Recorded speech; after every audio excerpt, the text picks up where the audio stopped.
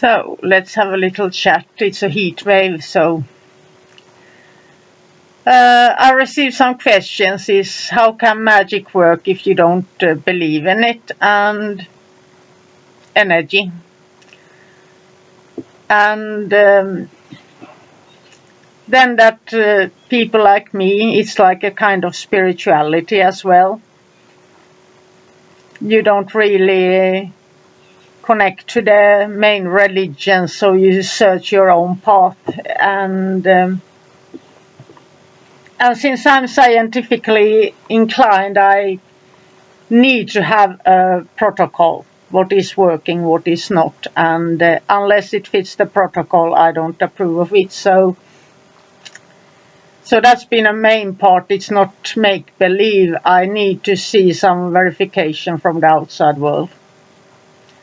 And unless I get it, I wouldn't be doing it. So it's I got that. What is it? The right side of the brain working always,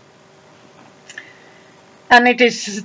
I was so happy when I remembered Stephen Schwartz's name as well, since we read some of these books in the 70s, 80s, 90s, something like that, and they were for remote viewing and psychic experiences. Unless you can verify it right away, it's nothing to count for. And that's how when you work with people who put down, let's say that they've hidden something in somewhere, something small. You can either find it and see it and find it, or you don't. So that gives you some perspective of where you are good at and what you can always practice up those skills. Everybody has them, but it is just a question of practicing. And people without imagination, like me, are not remote viewing. I can always get a feeling like when I'm in a forest or in an old town. I can feel drawn to certain places, and then I found something that might be historical or some connection, or I see that the map is wrong and there should be a house there and so on. But that is going backwards to history, and then my connection to trees and nature.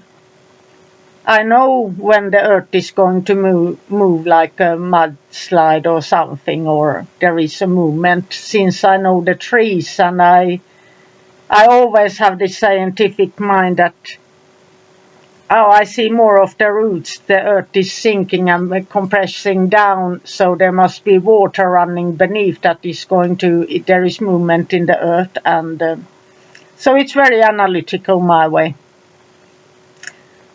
But with protocol, you have something to verify it by, and that way you also get the knowledge that this works, that don't work, and it builds up.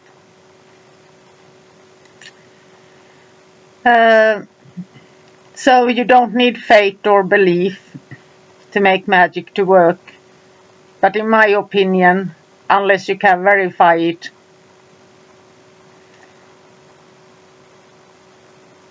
and to verify something, you need to practice, otherwise you don't have notes to compare to. So it's a little bit how much effort you want to put in, but everybody has the gift, different ones. So I wouldn't stress about it. Once you start stressing and obsessing about, I can't cry, or I can't hear the spirits talk, or there is nothing in front of me. That's how it is. It is very, very rare. I think it's about 1% of those who have their eyes open that might see an apparition, whether it's a psychic medium who sees ghosts or a magician. So it is more like you feel and sense, smell, taste, all these different things that creates the experience for you. And that is, but I can see white, grey or colored mist appearing from nowhere and swirling around with open eyes, and then some smell or taste. And I know in my gut. So that is something that builds up. But I can't never forget when I had this black mist swirling around close to the roof, and I took aim that you shouldn't. I always use glass. So whether it's a glass frame of a picture frame or a painting on the wall or a mirror, I always take focus on that. That's the portrait and you get out. So glass and mirror, it is water in my eyes. That's why I often have band-aids, since I forget that glass is glass and not water. I'm so familiar with glass, and my favorite thing is objects of glass, actually. More than wood or something like that. And metal.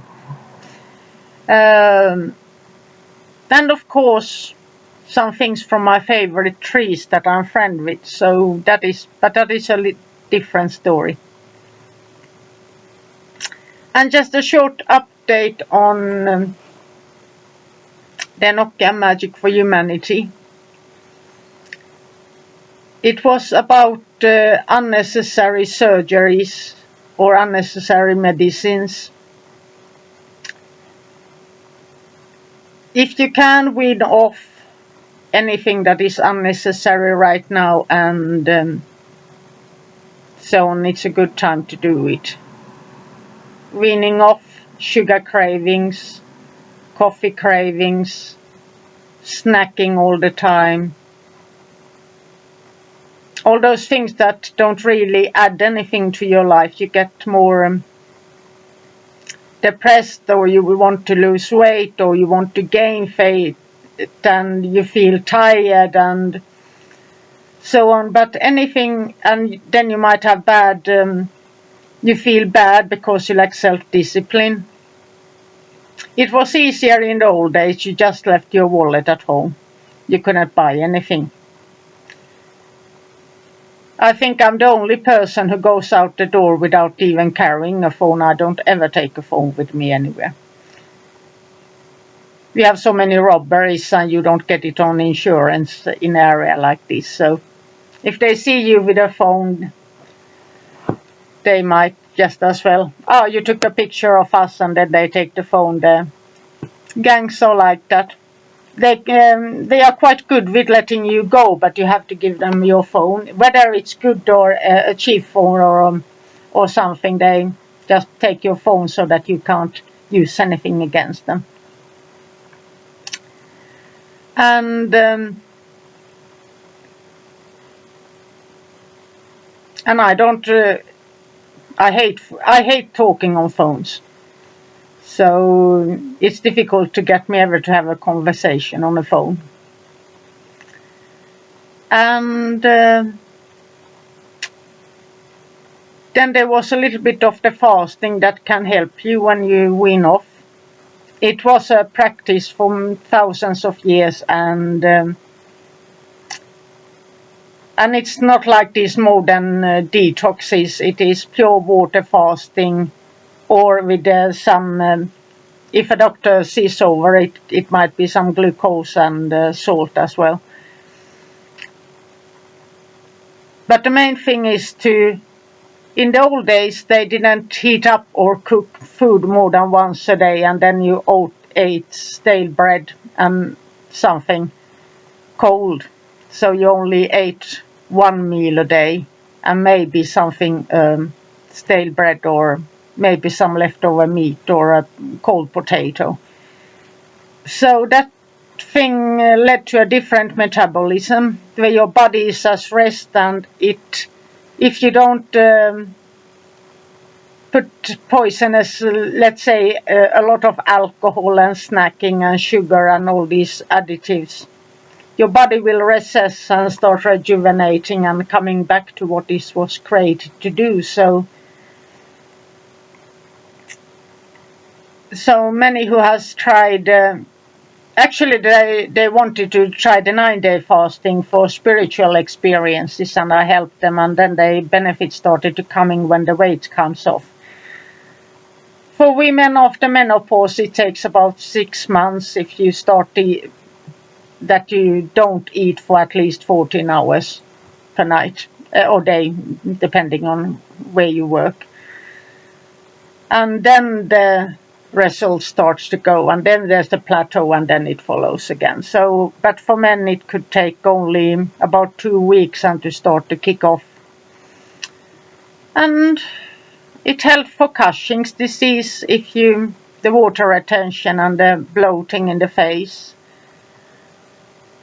Diabetes, often that you can lessen the medication, but you have to be strict with the fasting part, that you don't, every time you eat the levels change. So it is just like that. Eat maybe 4 times a day within 10 hours window or something, what your doctor recommends, and then you don't eat or drink any calories besides that, unless within the window.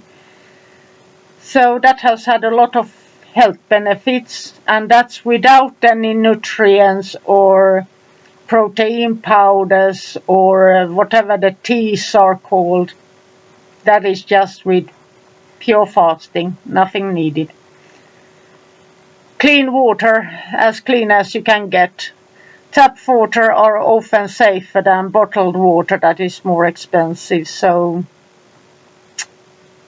all the science has been showing how much hormones there are in bottled water. And the residue of all the drugs that people take, since all over the world there is this with for depression and all kinds of anxiety, and that comes into the drinking water. But it was worse in all the bottled waters, it was higher. And there are plenty of documentaries and all the scientific approaches to that you can check out. And so just a filter on your tap to get clear water, or boiling water, or let it sit in room temperature, and a lot of it goes away. And please don't sign up to any unnecessary surgeries. All medical, real medical surgeries that are essential is one thing. But to get plastic surgery or removing if you are young and you are wanting to become a different gender, and when the world's economist looks like it is, you might get a first start, but then the government or something don't have the money to pay for more. So you are ending up being in between, and that is not to say that you're wrong or anything. But there's been so many reversals, and people change their mind and find out that that was not who they wanted to be, and it wasn't right a couple of years later. So I think that's quite a point, that there are so many psychotherapists or those doctors who are professionals and they want fame and they practice and they are selling a concept to you. You get happy and we do all these plastic surgeries on you and this is how you will look and we give you the hormones. But what if the bunny stops? You end up in the little bit of middle position there, and in the old days in the Philippines and in the Greek, over 2,000 years ago, if you wanted to dress like a woman, it was okay. It was all right. You dressed like a woman and you lived with your family as a maid. This is not to say that you should be a maid, but this was just an historical example how people handled it in the past without surgeries. And I don't think that anybody looks very differently if you're wearing clothes or wearing, I don't know, wearing over here differently or something. But it might be a good time to find a friend or something, or you connect to your holy guardian angel, or whatever deity you wish to, and learn to know yourself. Since when the soul is mixed up with the male and female energies, sometimes you can get that it is that you are in the wrong body. And that's a soul issue, that's not a body issue. And once your soul starts to develop and understand itself and you find your purpose, if you then feel that it is necessary, then it is. But just give it a little bit time without all these, what are they called, those influencers pushing this is modern, I'm so happy, I'm pronounced, I don't know all the pronouns, and